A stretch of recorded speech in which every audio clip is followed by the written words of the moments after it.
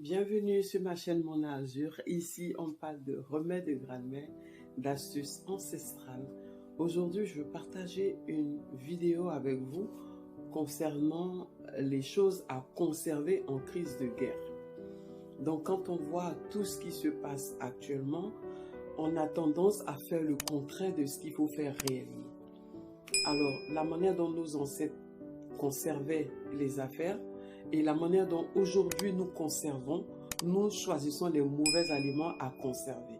Alors dans cette vidéo, je vais vous donner les bons aliments à conserver et les bons gestes à faire au cas où on aura des pénuries de nourriture, où on aura des difficultés pour avoir de la nourriture, où ça va devenir trop cher. Alors je vais partager avec vous, abonnez-vous, partagez la vidéo, likez. Alors pour commencer, avant dans le temps, nos ancêtres, quand ils voyaient la sécheresse arriver ou ils voyaient que les moments allaient être difficiles dans le futur, on commençait déjà à conserver les graines sèches. Donc vous allez conserver les haricots, tout ce qui est sec, vous allez conserver le maïs, vous allez conserver le riz, vous allez conserver tout ce qui est sec. Donc vous allez chercher des bocaux en verre et vous mettez bien ces aliments là-dedans. Tout ce que vous aimez en aliments secs, il faudra les mettre dans des bocaux et les conserver. C'est la meilleure conservation et c'est la meilleure des choses à faire. Parce que si vous prenez 2 poignées d'haricots, vous pouvez les faire cuire. 2 poignées d'haricots secs, vous pouvez les faire cuire et faire nourrir toute la famille.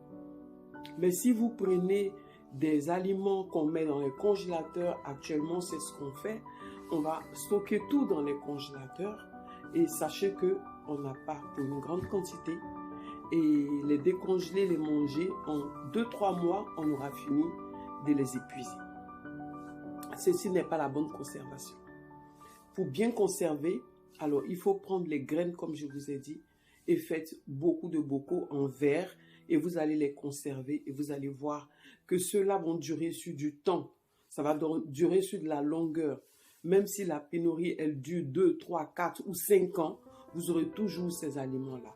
Mais dans le congélateur, je ne pense pas pouvoir qu'on puisse mettre des aliments dedans pour 2 ou 3 années. Donc, essayons de faire attention à cela. Concernant le beurre et la graisse, alors la différence, c'est que essayez d'utiliser dès maintenant la graisse animale.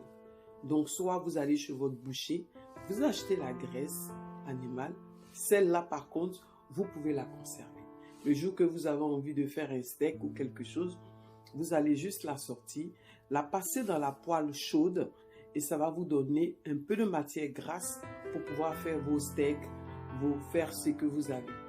Et quand on voit qu'il y a une pénurie qui arrive, il y a des aliments qu'il faut éliminer.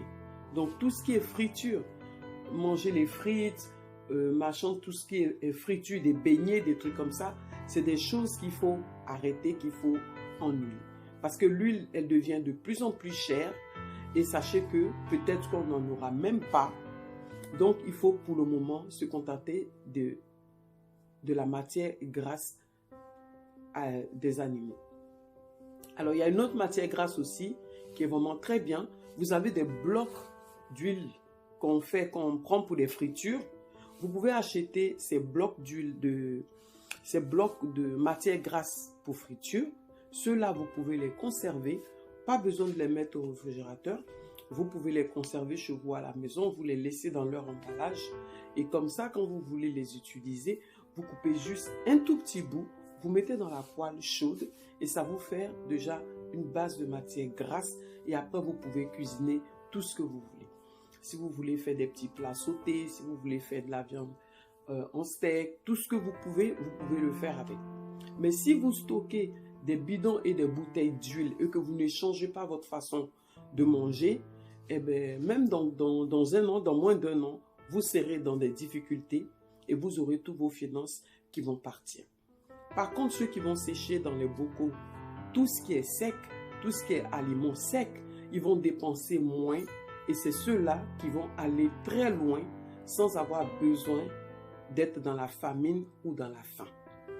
Évitez de surcharger votre congélateur, ça ne servira à rien du tout.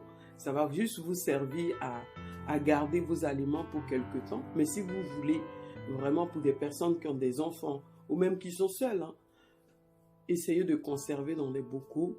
Essayez de conserver, pas conserver des aliments déjà cuits dans des conserves. Je ne parle pas des conserves. Les conserves sont encore mieux même que les surgelés, pour vous dire. Mais pour aller plus loin, ce n'est pas des conserves qu'il s'agit. Il s'agit des aliments secs. Donc, le maïs, l'haricot, plein d'aliments secs que vous allez trouver chez l'épicier. Vous achetez en quantité, vous mettez dans des bocaux et vous les gardez. Et vous allez voir, il suffit de faire cuire 1 ou 2 poignées. Vous en avez pour toute la famille. Alors, c'est tout pour moi pour aujourd'hui. Je reviendrai vers vous la semaine prochaine avec une liste d'aliments secs à conserver et ce qui pourra vous donner vraiment de la force. Vous allez trouver beaucoup de vitamines dedans. Je reviendrai dans une prochaine vidéo pour vous donner le détail de tous ces aliments-là.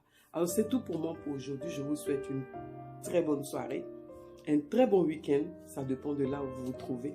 Chez moi, il fait nuit. Alors, je vous salue. Bienvenue.